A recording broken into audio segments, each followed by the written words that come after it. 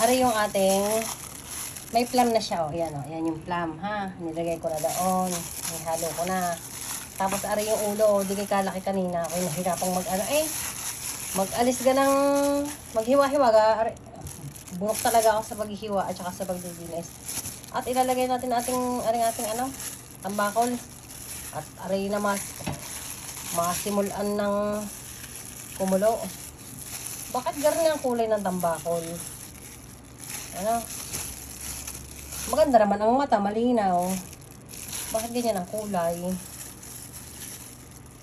Parang nilalamig yata. Nangitim eh. Tapos, pag isinama ko kaya itong atay, siguro masarap din ito. Ano? Kaya nga dito sa ilalim ng ulo. Para may free. Tapos, isa-lasa natin. Ano? Ayan. Ayan. Ako nag-plastic na ng kamay. At hugas na ako. Ay, pagkalansaga. Kahirap magtanggal ng lansa sa kamay. Kainama na. Iya siya. Tapos, ang ating gata. Ibuhos. Na. Yan, inalaan natin ang pakukulain. At parang ating gata. Na. Tambakol. Ay, okay na. Di ba?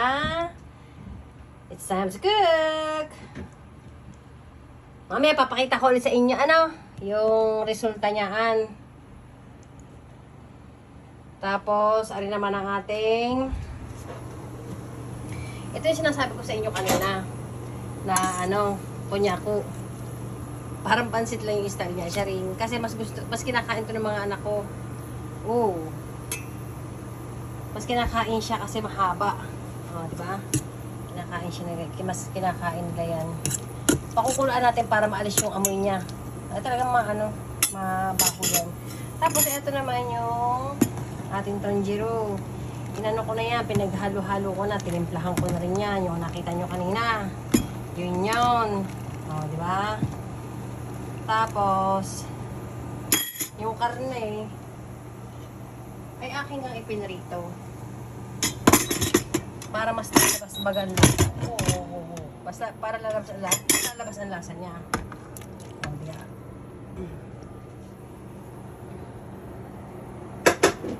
Yan, lagyan nyo karne. Hintayin nyo lang ulit siyang kumulo, timplahin nyo. At yung ating pechay bagyo ay hindi pa ako paano ilalagay. Madali kasi siyang maluluto. Luto na yan eh. Tapos ito na lang.